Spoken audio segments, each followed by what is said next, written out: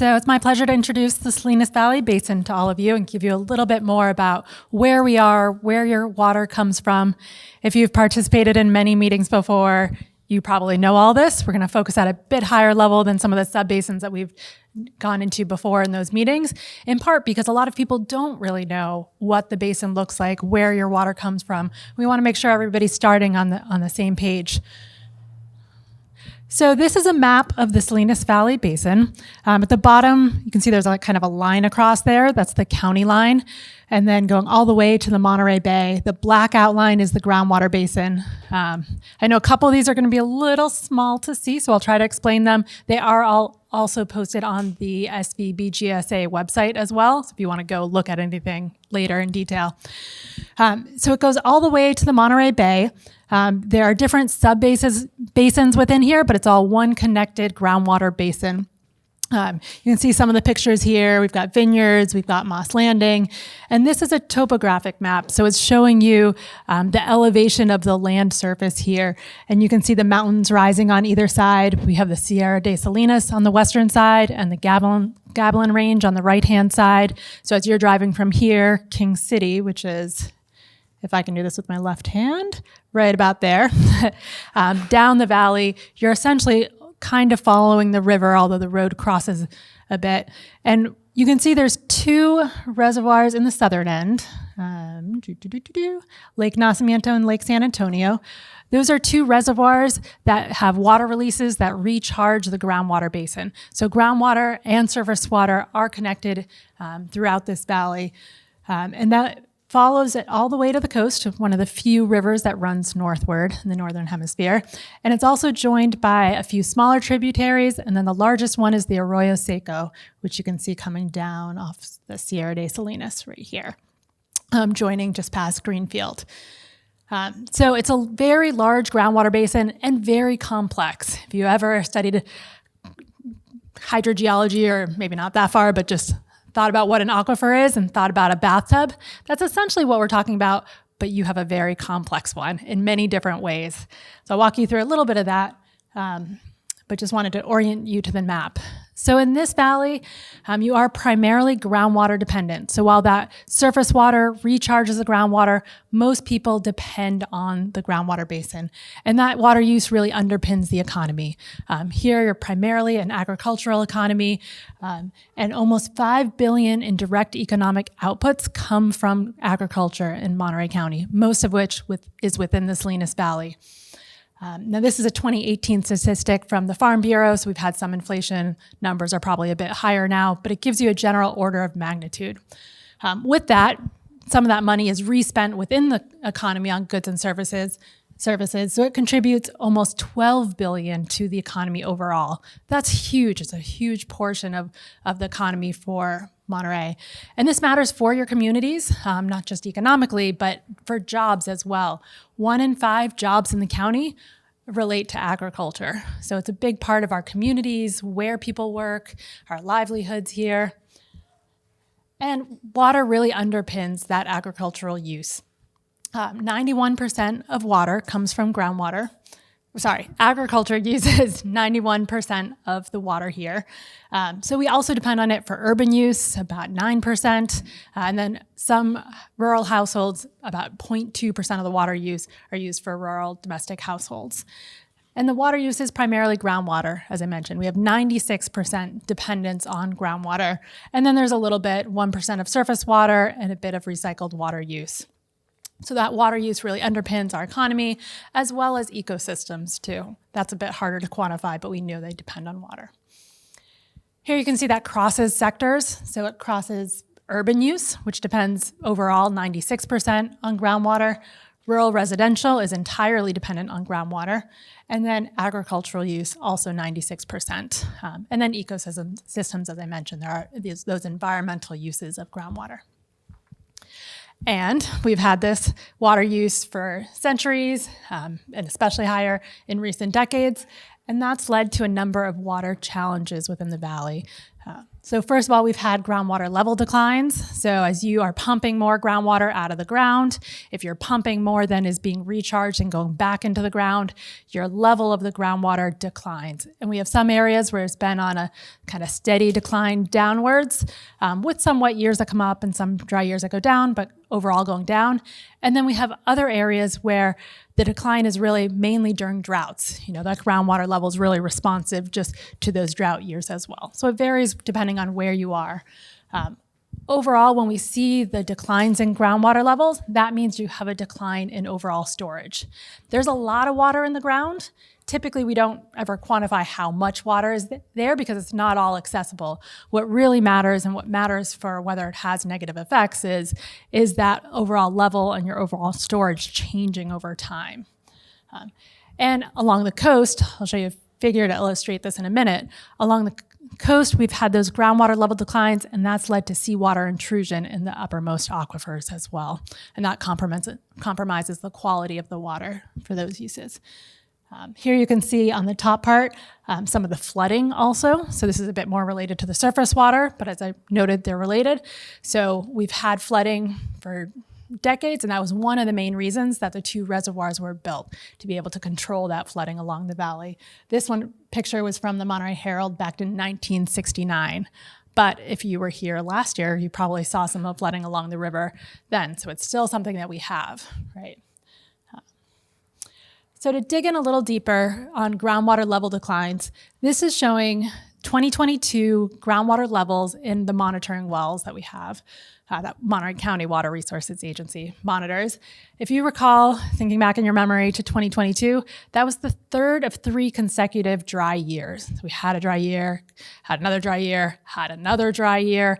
And this is showing the wells with critically low groundwater levels in red.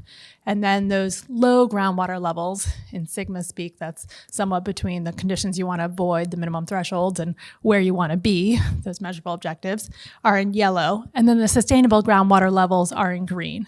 So we really, really, really want to avoid those red groundwater levels, which are generally benchmarked to the drought, the most recent drought that we had in 2015, 2016. We don't want to go below those levels again. And so you can see in the northern part of the valley, there's quite a few red dots there, right? 3 consecutive years, we were seeing a lot of critically low groundwater levels, with some sprinkled throughout the valley. Then we had the super wet year, right? We had several winter storms, we had the flooding of 2023. And so this is actually showing a recent picture of the flooding there. So what did that do to our groundwater levels? How did the groundwater basin respond? Well, this is annual change in groundwater levels. It goes from fall 2022, which is the end of those 3 consecutive years, to fall 2023. And generally here we see groundwater levels dipping the most during the summer because that's the growing season. It's dry, we're not getting precipitation, and there's a lot of pumping. Groundwater levels in the fall are kind of our neutral groundwater level, and they've started to come back up, but before the winter rains, when we get an influx from the winter rains. So fall is kind of a good benchmark for generally how are we doing avoiding the deepest lows and the highest highs. And so overall, the annual change from the end of the dry period to after those big winter storms, you can see that the greener colors, and even there's a couple purple colors, those are the biggest increases in groundwater levels, those largest jumps up. And the hotter colors going into the yellows and reds, those with reds being the most extreme, those are where groundwater levels continue to decline or declined during this year. And you can see that around the Arroyo Seco area, if I can get we had a lot of increase there, Soledad, Greenfield, Gonzales area, and down here by King City as well. Now, I will point out on the very southern part, kind of south of here, those groundwater levels were actually doing pretty well in 2022. So it looks like there was a slight decline or about even, but that's because they had been receiving those reservoir releases, so their groundwater levels were already pretty high, so they can't really go that much higher, so we weren't seeing much change there. So it's not necessarily a negative thing. But when you get to the northern part of the valley, we see yellows, we see reds, we still see declines in some of the wells. Some came back up, rebounded a bit, but not all wells. So showing you the same figure on the left that you saw at the end of 2022. And then after the wet year, so the end of 2023, here's that difference in those critically low groundwater levels. So these are both comparing to the same exact levels in each well.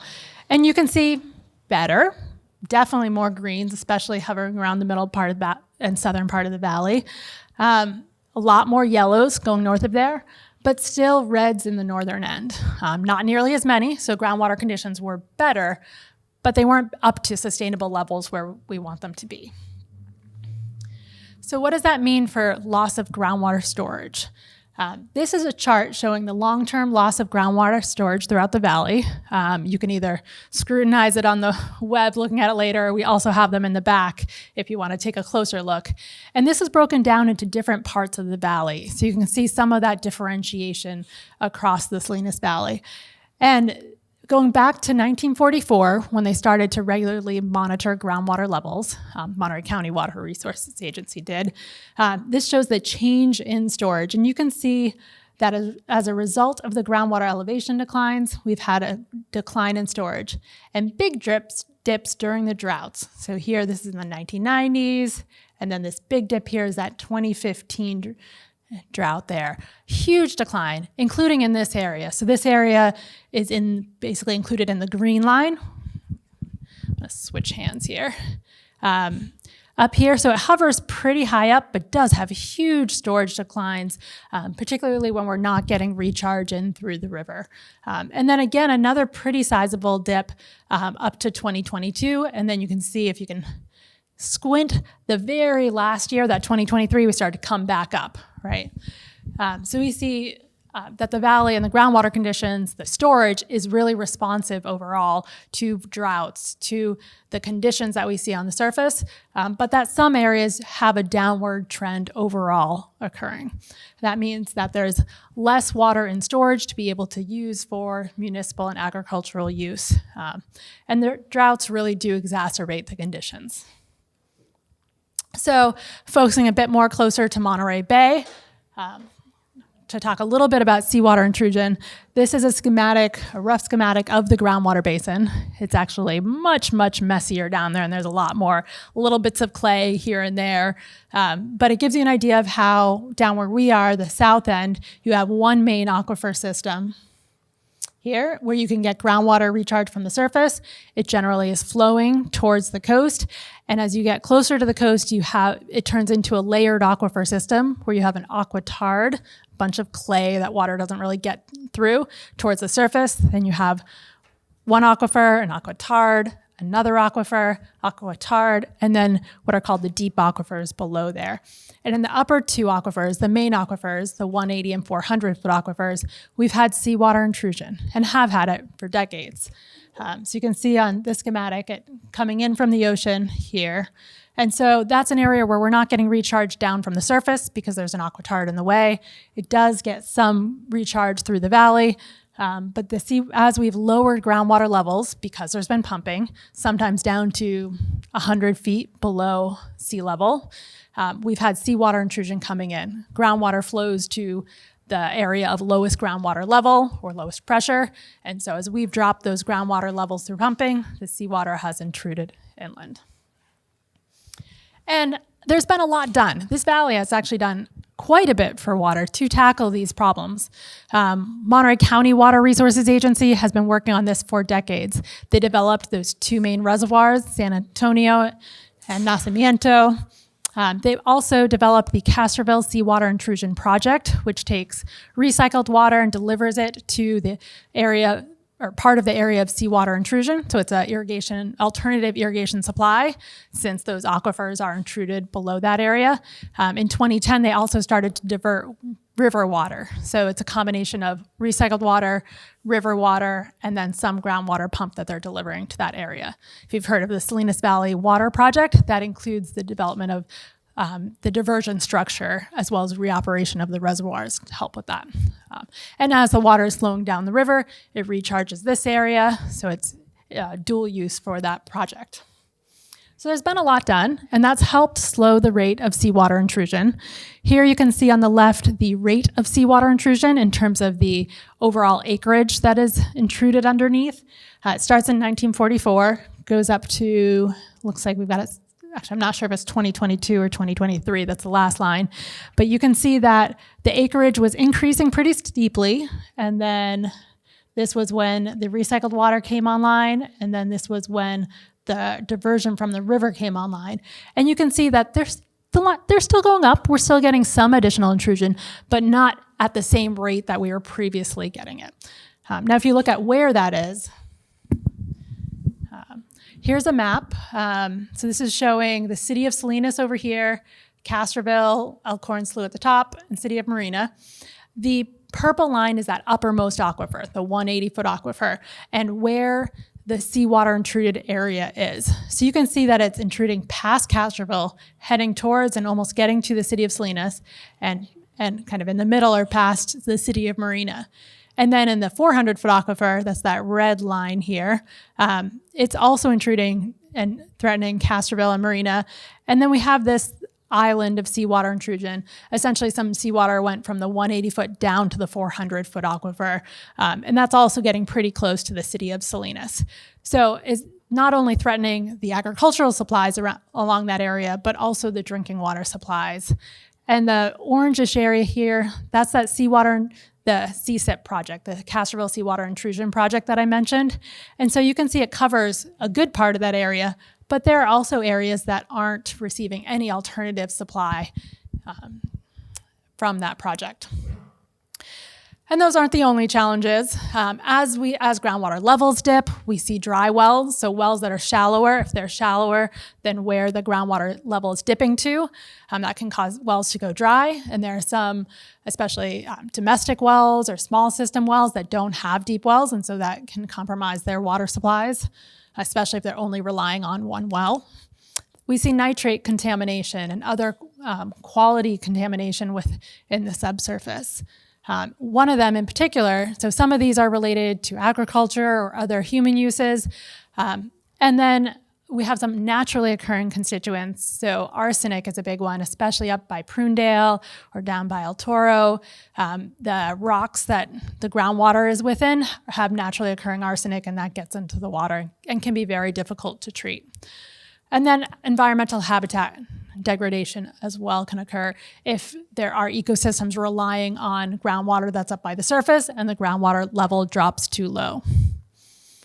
So what does this lead to? Where do we need to go? What are we going to do about this, right? The number one thing on our minds today that we really wanted to bring forward is that need to plan for uncertainty. Here, that the effects of floods and droughts have a huge repercussions for the communities and for your reliance on groundwater. So how do we plan for that? I mean, we've seen these fluctuations over time. There's no reason to think that those fluctuations won't continue to occur. They may get exacerbated in the future.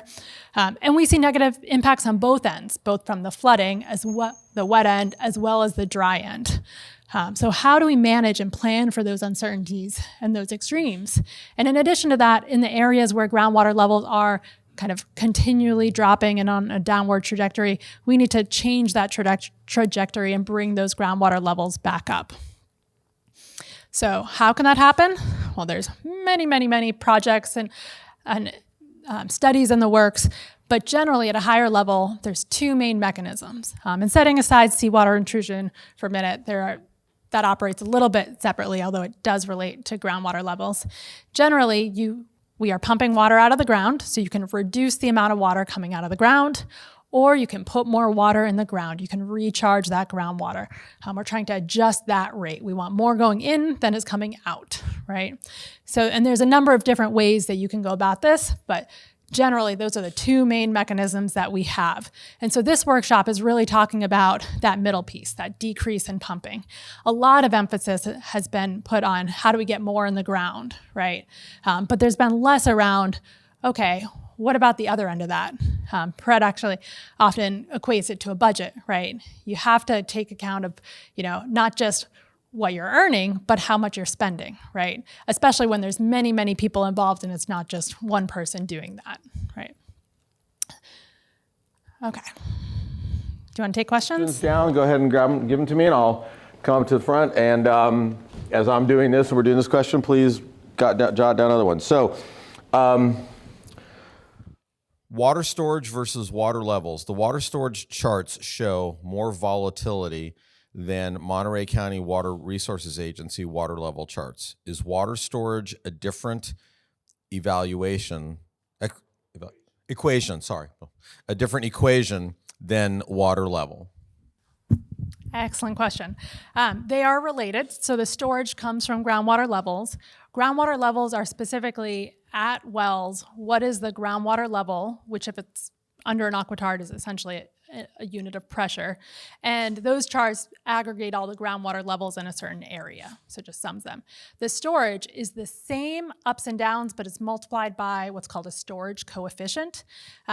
Different parts of the aquifer have a different change in storage and different values. So if you take the same amount of water out, it results in a different groundwater level change. So for example, in this area, you had a huge dip down, right? If you look at groundwater levels in the same chart, all the lines look the same, but on a different scale for each of them. That's because the groundwater level one is just purely those levels.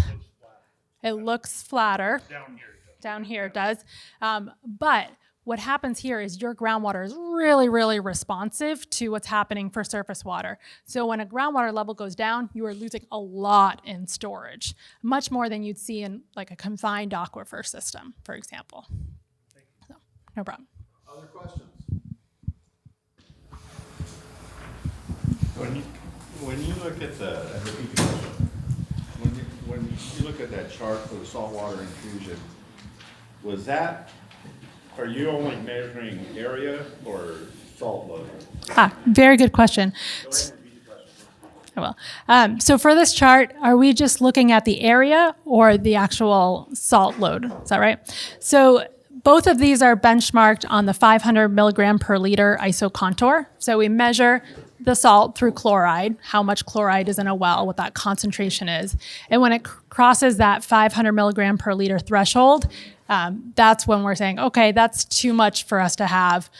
Different uses have different thresholds, so there are some crops that can't withstand that amount, but that's generally the benchmark that Water Resource Agency and the GSA use. And if you just for comparison, seawater is about 19,000 milligram per liter. So we're looking at the 500 milligram per liter line. And so the one on the left is just looking at the area that is intruded underneath. So it's a land area one. There are many different ways to look at it. We don't often look at the overall salt load, in part because there's not a lot of data once it's behind the front, closer to the coast, once it's become intruded. We have tools to estimate what that is. We have models to estimate what that is, but there aren't that many real measurements there because basically at that point, it's like, okay, that's already intruded, right? So we're not really using that water. Does that help? Yeah. Great. Any other questions? Yes, go ahead. I'll go ahead and read it. Yeah. Just go ahead and put your cards up and I'll come around and grab it too. Does the GSA have a groundwater sustainability plan, or what we call GSP? So does the GSA have a GSP adopted in regards to decreasing pumping? Do you mean applying monitoring and metering the wells? Oof, good question. Okay, I didn't dive into the details, but I'm going to ask Dave to move. So this is the groundwater basin here overall. These different colors are the 6 sub-basins of the Salinas Valley. We have the Upper Valley, Forebay, Eastside, Langley, 180-400 foot aquifer sub-basin, and Monterey. There's also a sub-basin over here called Seaside, but it's adjudicated. So there are groundwater sustainability plans for each of those. All of them have been approved by the Department of Water Resources with some recommended corrective actions. So we have all of those. And then your second question was around reducing pumping, and you were asking if we were metering and monitoring. So the Monterey County Water Resources Agency has had a program since mid-1990s called GEMS, the Groundwater Extraction Management System, where any pipe that's over 3 inches, anything basically not domestic wells, but larger ones, they have to report their extraction to the agency. And so we have that for most of this area. There are a few areas, because these are different boundaries, that haven't been collected, and there is expansion effort through the agency, through both agencies, the GSA and the Water Resources Agency, to expand that program. So we do have that data. That's the monitoring. Was that it? Yeah, it's kind of monitoring and it's reporting of the data. So I'm fairly new to the Montgomery County area. I'm from the Central Valley, so groundwater is massive for us here. So when we were working on our GSA for Kings County, which is the jurisdiction I was in, it was really hard because, of course, we had 5 substations and districts, and it was really hard to get everybody on board because of course, in the Central Valley and Kings County, of course, we're very ag too, but we didn't have like a methodology for monitoring. So that was a huge thing for a lot of our farmers. They did not want to monitor because they wanted to make sure that they were still able to get their water that they were getting farming. So that's good. Yeah. GEMS, yes. Yes, that's the program I was mentioning. GEMS is the common name that you'll hear around. Yeah, this valley has done a lot, and that's one of them. That was a huge leap ahead for us in developing. How many decades of extraction data do we have for the valley? Is it over 20 years? Yep, it's almost 30. So how many decades of extraction data do we have? It's almost 30, and we've done some estimations for the areas outside of those, but we'll be better once we actually collect the data through GEMS. Besides the area south of here, which we know is kind of not metered, most of the valley is metered, right? Yep. The biggest data gaps there are kind of this, the southeastern portion from here, the Prunedale area, and then the El Toro or Corral de Tierra area. So, and those two, we do have some state data for drinking water systems there. Abby used the term that I'll just weigh in on that maybe some of you may not be familiar with, which is adjudication. And if you're not familiar with the term adjudication, and I'm way oversimplifying this, but it is essentially a judicial decision, a judicial decree that delineates how much water a particular water user uses. In the state of California, we function under what is called correlative rights, which is if you have property, you have the right to the water underneath you. Surface water, there's what's called the appropriative rights, if you've ever dealt with the state board and you know that. But there isn't a similar model for that on groundwater, except when you have an area that is adjudicated and water is basically, the groundwater is divvied up. It's very comprehensive, it's very complex, very expensive, very lengthy. Any other questions? Yes. Is the local area part of any of this basin? Because it doesn't get recharged from the reservoir, so are they just separate by themselves, like an island out there? Yeah, let's see if I've got the map at all. No, I don't have it. They are a groundwater basin, but it is not one of the SVBGSA groundwater basins. And I believe they're not a high or medium priority. I could check on that. The state basically divided the whole state and said, okay, here are where the groundwater basins are, here are your boundaries, and they designated priorities to them. So there were critically overdrafted basins that had to develop their groundwater sustainability plans first because they had the most dire need. There were medium and high priority basins that 2 years after had to submit plans. And then there are medium priority basins that I'm not entirely sure if they don't have to do plans or it's a delayed schedule. It's high and medium, High, medium, and high, medium, low. and then low and very low did not need to. Thank you. And just as an aside on that, just to maybe get a tiny bit in the weeds, the process that Abby's referring to as how Department of Water Resources did that, it was not based solely on what your aquifer situation was or what your groundwater levels were. Okay, the prioritization done by the state of California was certainly based on that, but also a whole lot of other factors like socioeconomic factors, economy, disadvantaged community presences. So there were a number of variables that went into that. The model was called CASGEM, and I can't ever remember what the acronym stands for, but that they took 500 and some odd groundwater basins and prioritized them. And the high and medium priority ones were the ones that had to comply with SGMA. Low and very low did not.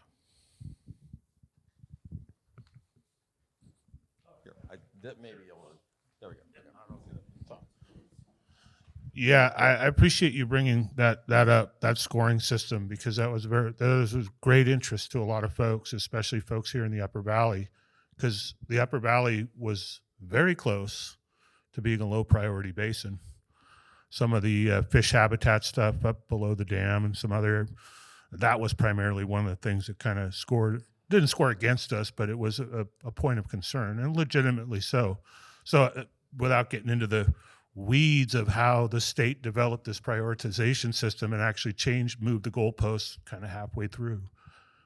What is the plan for a basin like ours, or really all these basins, to achieving low priority status and being able to pull back from having to do GSPs and having to have this level of scrutiny, which is welcome, of course, but hopefully someday we could get out of it. Thanks. So I'll start it, and then Dave and Brett can chime in if you'd like. I don't know that we know. So the state has said that they are not changing the priority of basins right now. So they're not going to reevaluate them right now. They don't have to do it every 5 years. I'm not sure that there's even a benchmark for when they need to.